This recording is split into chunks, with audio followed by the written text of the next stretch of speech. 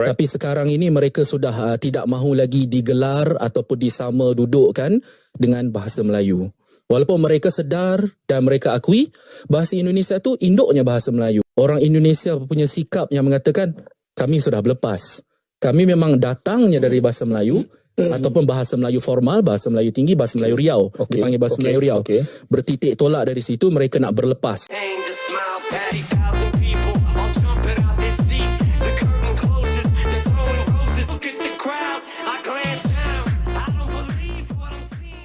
Halo, assalamualaikum warahmatullahi wabarakatuh. Selamat datang kembali teman-teman di channel saya. Apa kabar teman-teman semua? Semoga teman-teman selalu dalam keadaan sehat ya, dimanapun teman-teman berada nih teman-teman. Buat teman-teman yang baru gabung, saya mohon dukungannya untuk subscribe channel ini agar saya lebih semangat lagi bikin videonya dan channel saya ini lebih maju dan berkembang teman-teman. Juga buat teman-teman yang sudah dukung, sudah subscribe, jutaan banyak terima kasih teman-teman ya. Buat teman-teman, semoga teman-teman selalu dikasih kesehatan, dikasih keberkahan, dikasih rezeki yang melimpah, dilancarkan dalam segala urusan teman-teman, dan juga dikabulkan segala doa dan permohonan teman-teman semua. Amin ya robbal alamin. Nah teman-teman, jadi di video kali ini teman-teman ada satu ya video tentang kegelisahan nih anak muda Malaysia ini teman-teman. Kisruh tentang bahasa Indonesia dan bahasa Melayu Malaysia teman-teman. Jadi memang di Malaysia sendiri pun banyak ya ini bahasa Indonesia dan Malaysia ini diperdebatkan ya, bukan diperdebatkan, pokoknya menjadi trending lah, menjadi trending tentang bahasa Indonesia dan Malaysia ini teman-teman. Nah jadi ini ada salah satu video dari Demi Indonesia Raya teman-teman. Kita simak aja video berikut, tapi sebelumnya mari kita dukung channel ini agar lebih maju dan berkembang lagi dan juga lebih ramai lagi nih teman-teman. Saya tampilkan ya channelnya di sini teman-teman, mari kita dukung rame-rame nih. Jadi kita tonton bareng-bareng video ini biar kita nggak penasaran apa sih yang diributkan ya sama anak-anak muda Malaysia ini tentang bahasa Indonesia dan Malaysia ini teman-teman. Nah langsung aja kita hitung dari 3, 2, 1, kita putar videonya sekarang teman-teman.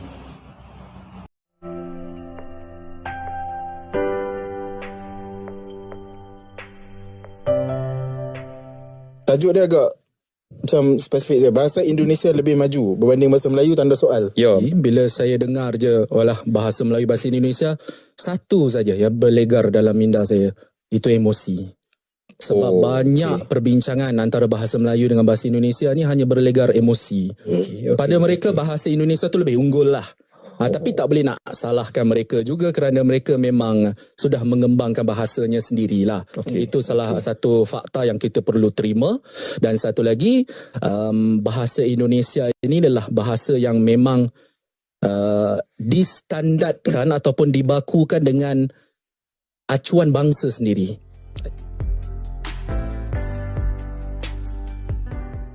Itulah jeritan atau tangisan kaum muda di negeri Kasino Malaysia. Mereka mulai menyadari bahwa peradaban Melayu Malaydes tidak akan mampu menandingi peradaban Indonesia, terutama menyangkut bahasa. Jelas sekali bahwa bahasa Indonesia lebih unggul ketimbang bahasa Melayu Malaydes. Kegundahan kaum muda Melayu negeri Kasino tersebut sebenarnya tidak perlu terjadi, andai kata pemimpin dan pemikir Melayu Kasino di zaman dulu itu cerdas. Sebab, bahasa Indonesia sudah dicetuskan sejak 100 tahun lalu. Dan ketika bangsa Indonesia memproklamasikan kemerdekaan pun, jelas sekali negara Indonesia menetapkan bahasa Indonesia sebagai bahasa resmi. Semua itu adalah keputusan politik bangsa Indonesia yang dilakukan dengan sengaja dan sadar. Nah, saat diberi kemerdekaan oleh Inggris, saat dibuatkan negara Malaysia oleh British, tidakkah kaum Melayu Malaydes menyadari apa yang akan terjadi? Tidakkah mereka menyadari bahwa kelak Indonesia akan menjadi bangsa yang besar dengan bahasa Indonesia yang besar pula? Kalau mereka tidak menyadari hal itu atau tidak mampu memprediksi hal itu, berarti kadar intelektual mereka sangat rendah.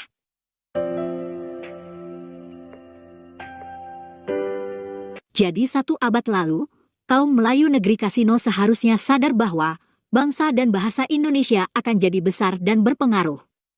Mungkin karena kurang cerdas, kaum Melayu asli dan palsu di Malaysia akhirnya tetap saja berusaha membesarkan konsep bangsa Melayu palsu.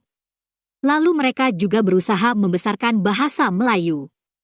Semua ini juga keputusan politik kaum Melayu asli dan palsu di Malaysia yang dilakukan dengan sadar pula. Sekali lagi, penggunaan nama bahasa Melayu di Malaysia adalah keputusan politik juga. Tapi ternyata, keputusan politik kaum Melayu negeri Kasino itu tidak membuahkan hasil yang baik. Bangsa Melayu palsu, yang katanya hebat itu, rupanya hanya ilusi. Dan bahasa Melayu pun telah gagal total di Malaysia dalam berbagai aspek. Menghadapi kegagalan itu, seharusnya kaum Melayu negeri Kasino tak usah menangis. Bangsa Indonesia memiliki keputusan politik sendiri mengenai negara dan bahasanya. Kaum Melayu negeri Kasino pun telah menempuh jalan politik sendiri berdasarkan halusinasi mereka mengenai kemelayuan. Dan kalau sekarang peradaban Indonesia dan bahasa Indonesia yang lebih unggul, tak seharusnya kaum Melayu Malaides menangis. Nah, tangisan kaum muda Melayu negeri Kasino tersebut tergambar dalam video berikut ini.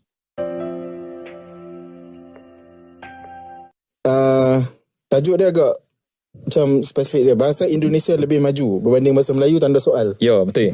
Sebenarnya aku ingat ada satu potongan daripada kita punya episod podcast di mana kita potong tu cakap pasal ketimbang, cakap pasal berbeza, pondasi benda-benda tu. Jadi macam dalam keratan video yang pendek tu memang aku letak lah dalam caption aku kata Indonesia lagi bagus daripada Malaysia. Macam tu lah lebih kurang. Lepas tu bila video tu tular dekat FB, memang geng-geng Konoha, geng-geng Indonesia mai komen gila-gila komen. Bincangkan Sadiq, ketika dapat tajuk ni, perbincangan ni, apa Sadiq punya first impression bila kita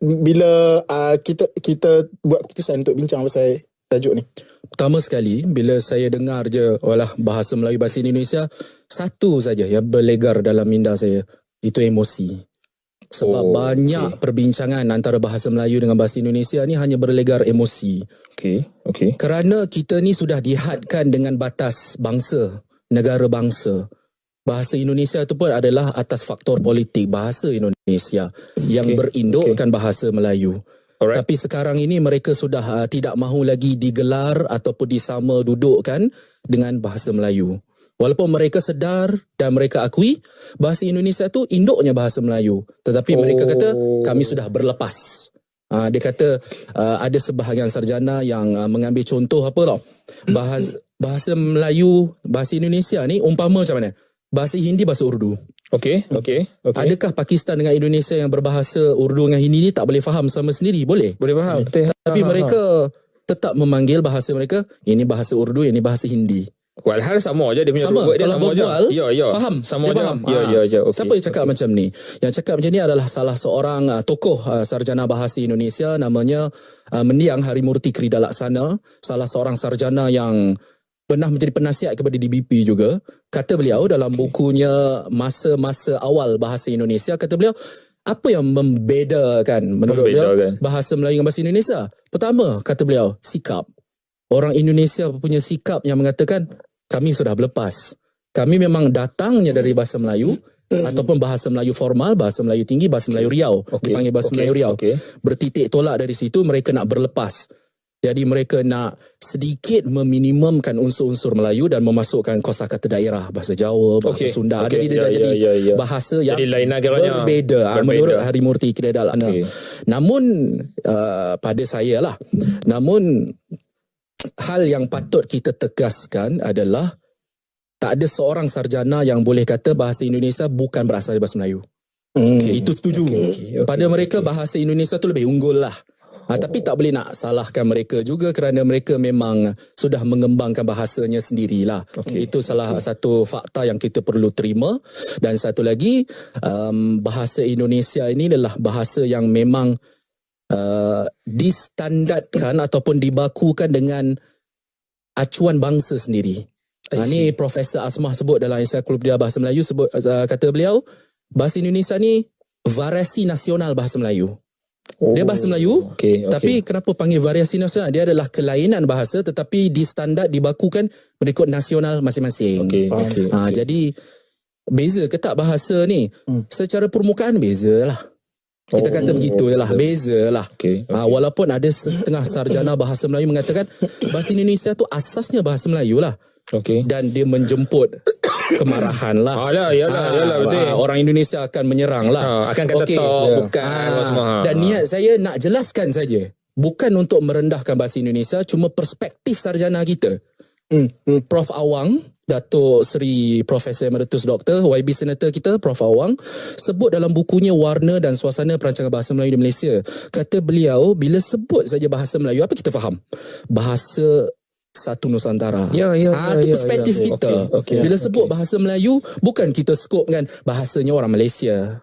Bukan. Bahasa Melayu ni, kita ke Singapura pun kita bertutur kawan-kawan kita bahasa Melayu. Di selatan Thailand pun bahasa Melayu. Itu kita faham begitu.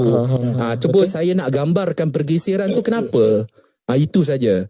Bukan saya nak kata Indonesia betul, Malaysia salah, ataupun Malaysia betul, Indonesia yang salah. Bukan. Dia bukan isu dia. Isu dia pergeseran ni berlaku kerana perbezaan perspektif yang masing-masingnya pada saya, minta maaf kalau saya salah, yang tak nak belajar yang di sebelah sini. Itulah kegundahan kaum muda Melayu negeri Kasino. Sekali lagi, perbedaan perspektif itu bukan terjadi kemarin sore, tapi sudah terjadi sejak 1 abad lalu. Jadi, sejak 100 tahun lalu otomatis bahasa Indonesia menjadi bahasa utama di Indonesia. Adapun bahasa Melayu hanya sebagai bahasa daerah. Tepatnya hal itu terjadi setelah bangsa Indonesia membikin Sumpah Pemuda. Jadi, sungguh aneh jika kaum Melayu negeri Kasino seolah-olah baru menyadarinya sekarang. Semua itu mungkin karena kaum Melayu negeri Kasino hidup dalam dongeng alam Melayu selama berpuluh tahun. Seolah-olah peradaban Melayu itu hebat sekali, padahal semua itu hanya dongeng dan halusinasi. Mengenai perspektif yang mana yang akan menang, biarlah sejarah yang menentukan. Sekarang saja bahasa Indonesia telah menjadi bahasa dunia. Dan sebaliknya bahasa Melayu Malaysia semakin tak laku, bahkan di negara Malaysia sendiri. Nah, sebagai bahasa baru yang sengaja diciptakan, maka bahasa Indonesia pun bebas menyerap kosakata dari manapun. Dan hal itu seharusnya tidak dilakukan untuk bahasa Melayu Malaysia. Karena menyandang nama bahasa Melayu, semestinya pula Malaysia berusaha mempertahankan keaslian bahasa Melayu. Selanjutnya, marilah kita simak lagi kegalauan kaum muda Malaysia tersebut. Malaysia pun kena faham, Indonesia faham bahasa ni dia batas bangsa. Kerana bahasa Indonesia bukan bahasa Melayu. Faham. Melayu Indonesia pun saya mohon fahamlah yang Melayu anggap bahasa Melayu ni Melayu umumnya. Melayu sampai dari Sabang ke Merauke. Itu yang kita faham. Tapi disebabkan pergeseran perspektif itu yang saya anggap tidak begitu menguntungkan lah. Tak menguntungkan lah. Sebab apa? Macam dah lah. Kita dah terlalu banyak perbezaan dan kita dah terpecah dengan banyak benda dah. Takkan kau sampai isu bahasa pun nak bergaduh lagi kan. Macam rugi untuk kita. Macam dan aku setuju bila Sadiq kata benda tak menguntungkan perbalahan tu. Tak menguntungkan siapa-siapa. It's just a matter of claim kot. Macam ni kan. Why not kita bincang dalam masa yang sama kita cuba nak satukan. Berbanding kita bincang kita nak bergaduh. Aku rasa tak sonok bila tak ada. Macam ni kita di persatuan Indonesia, bangsa Indonesia, Sumpah Pemuda tu apa? Tanah Indonesia, bangsa Indonesia, bahasa Indonesia. Macam tak sedap lah yang ujung tu bahasa Melayu. Tanah Indonesia, kami putra-putri Indonesia, tanah Indonesia, bangsa Indonesia, katakan bahasa Melayu. Tak okey lah. Jadi mereka, seorang wartawan terkenal Indonesia, Muhammad Tabrani mengatakan, saya tak pasti ayatnya macam mana, tapi lebih kurang kalau tidak ada bahasa Indonesia maka wujudkan, kata beliau. Datang daripada bahasa Melayu yang Belanda implementasikan tadi, cuma tak naklah sama sangat. Macam tu. Jadi kita nak keindonesiaan. Macam mana kita minimumkan pengaruh Melayu ni, kita tambah Jawa, Sunda. Jadi sebab tu banyak perkataan Jawa. Macam Indonesia sekarang, saya lah lihat mereka dah tak pakai perkataan besar. Mereka pakai tapi dah tak biasa pada pertuturan. Dia dah jadi gede. Saya ke Jakarta ibu tu suruh saya cuba baju batik, dia kata gede. Tak muat. Gede je ni. Jadi gede tu macam gede ni apa? Rupanya perkataan Jawa. Jadi mereka dah macam tu lah. Maksudnya pengaruh itu antara apa yang dibahaskan oleh Omar Yunus lah, supaya mereka nak keindonesiaan secara total. Bangsanya memang kuat kan, nasionalismenya kuat. Jadi tidak aneh lah benda-benda yang seperti itu. Tapi bagaimana kesan dia, Sadiq? Kesan kepada terlampau banyak meminjam perkataan ni. Apakah kesan yang Sadiq boleh fokus, yang boleh nampak, yang mungkin boleh huraikan sedikit pandangan daripada Sadiq? Kalau kita meminjam terlampau banyak perkataan, dengan alasan untuk memperbanyak kosakata, fine. Mungkin itu something kita tak bincang sangat lah. Kita faham lah. Tapi bila dah melibatkan bangsa sebab hang nak mengindonesiakan, adakah kesan tu nampak? Sadiq, adakah pada pandangan Sadiq nampak kesan tu? Pada saya, pertama sekali lihat kepada komuniti bahasa.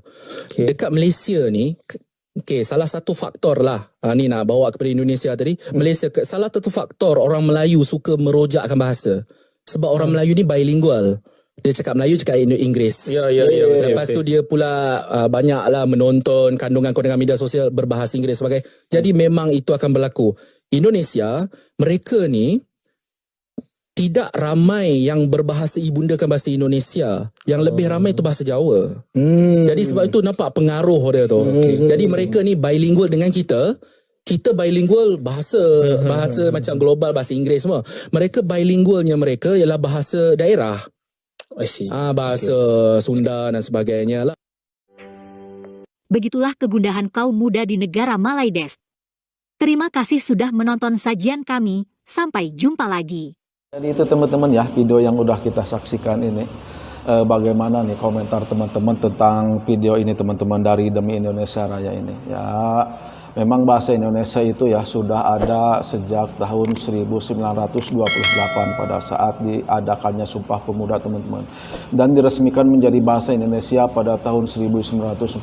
Nah, dan baru-baru ini 2023 kemarin teman-teman, pada bulan November ya, sudah diresmikan menjadi bahasa dunia teman-teman, diresmikan oleh UNESCO. Aduh, alhamdulillah ya teman-teman. Jadi memang kegelisahan hati anak-anak Malaysia ini ya tentang bahasa ini.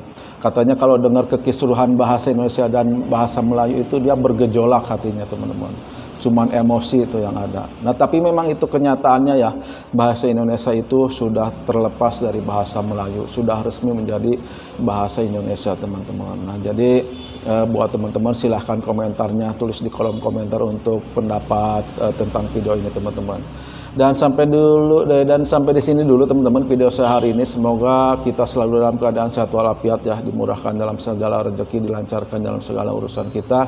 Sampai ketemu lagi di video-video berikutnya. Saya mohon maaf juga nih apabila dalam tutur kata saya masih banyak yang salah, yang kurang tertata, juga penyampaian isi konten ini yang belum baik. Assalamualaikum warahmatullahi wabarakatuh. Sampai ketemu lagi di video-video berikutnya.